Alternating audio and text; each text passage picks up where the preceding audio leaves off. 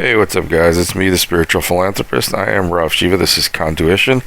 So, I put up the videos that I did and on Billy Carson and Wesley Huff, and I noticed something really strange. And if you go and check them out yourself, you'll see in the comment sections, people are writing things that are completely contradictory to what I said. They're actually accusing me of talking ill about Billy Carson. And if you look at any of my videos, I've always given this man praise. And I'm trying to, utilize this moment to also give a neutral, non-biased look at the situation and, try and find a resolution, in some way that kind of makes both parties at peace. But I think for a Christian and the amount of Christians that are persecuting, and I use the word in the term that it means, just like what they did to Christ. They're persecuting this man. He committed no sin. He made a mistake, just like humans do, but yet they're trying to assassinate his character. So this, to me, is not by chance. This is definitely something that's being strategically done. It's the same thing they did to Christ, actually. They assassinated his character. They said he was blasphemous. And it's so funny how the same people that are that are called themselves Christians but believed in a man that lived 2,000 years ago was preaching unorthodox things and was definitely an enemy of the public and an enemy of the government and an enemy of the church and state, right? And it's so funny how that we're kind of reliving that in so many different ways today.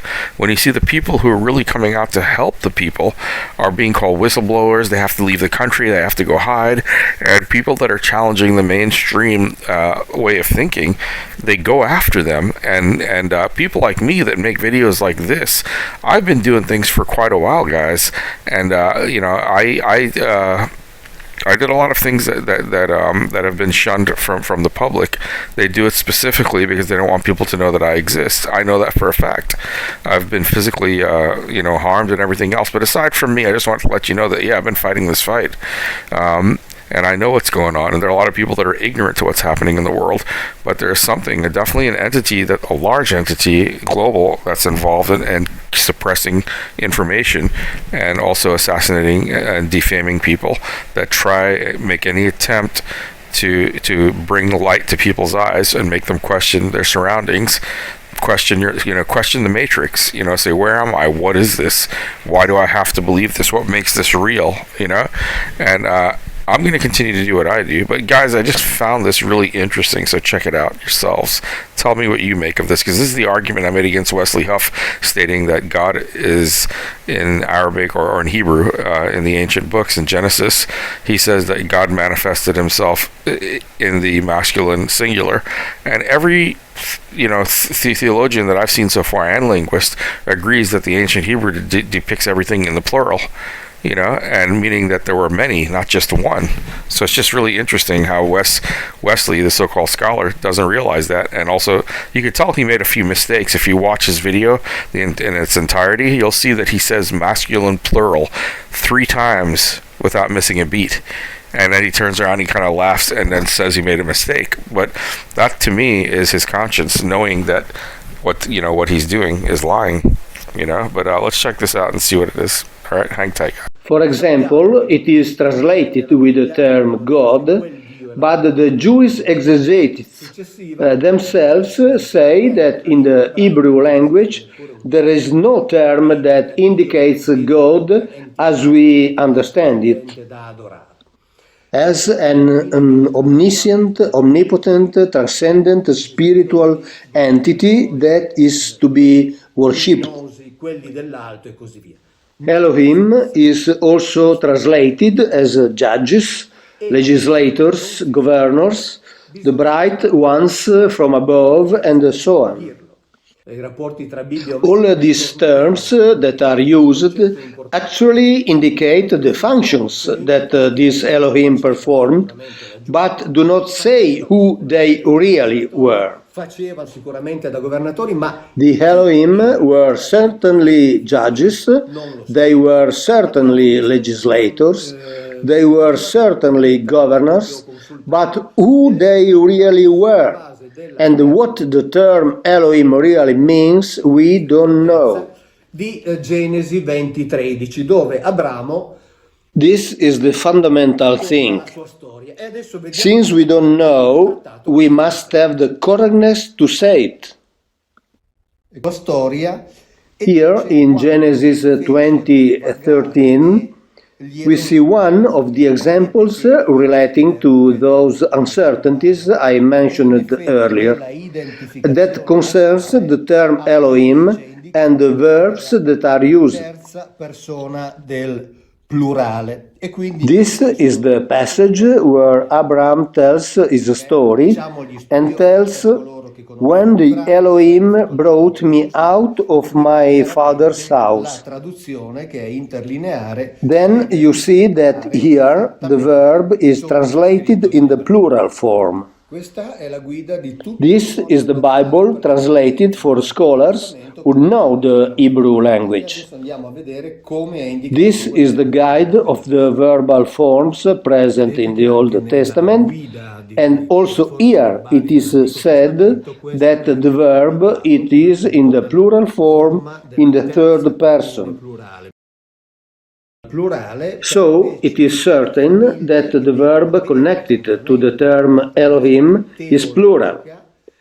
But in the Bibles translated for families, the verb is theologically translated into the singular because the term Elohim must indicate God, and so it must have the verb in the singular even if it is plural in Hebrew. Gli studiosi con la traduzione corretta, una Bibbia per le famiglie con As you can see, the Bibles translated for scholars respect the letter of the Hebrew text, while the Bibles translated for families contain theological translations. That is, they must convey an idea, a different concept from what is written in the original Bible. So this is why it's important, guys, to do your research as well. And let's take a look here. This video got a full amount of what is over 1,100,000 views here, January 5th. This is before any of this stuff started happening. Okay, so I'm pretty. This is also from the Fifth Kind TV. They put this on here, and Mauro Bigliano. Let's take a look at who this gentleman is. But you have a lot of stuff here. Mauro Bigliano is an internationally best-selling Italian author, researcher, and highly regarded scholar of ancient Hebrew. You hear that, Wesley Huff and every other Christian out there that's trying to deny some of the things that Billy Carson has said, and also the social media persecution and assassination attempt on Billy Carson. For many years, he worked for Rome St. Paul's Press as a Bible translator, providing with great precision the literal meaning of Hebrew words for Vatican-approved interlinear Bibles, guys. Okay? This is some deep stuff. This guy's no joke. Mauro's findings set him at odds with the conventional expectations of the Catholic world and propelled him onto the international stage, where his work has opened up a world of cultural memory recorded in the Bible, yet hidden from the public for centuries by mistaken translation and the dogmas of the church. Okay, so let's focus on that, the dogmas of the church. And this is what I was kind of like alluding to without saying it directly. And, having the expertise as Mr. Mauro here, Bigliano, who is the scholar, who is the guy who really has the ability to tell the truth here. And if you guys, some people are saying, why don't I debate Wes? I don't claim to be a scholar of the Hebrew language. Wesley does. Let him debate this man. This man is a scholar of the Hebrew language. So those of you who keep telling me to debate Wesley, I'm asking Wesley to debate this guy, Mauro Bigliano. If you guys, and if you think you know what you're talking about, he seems to know exactly what he's talking about. As a matter of fact, look in the background. There's a picture here of one of the Sumerian gods in the background. And that's Mauro Bigliani right there. So this guy's surrounded by books. And like I said, he's a scholar in the Hebrew language and the ancient texts.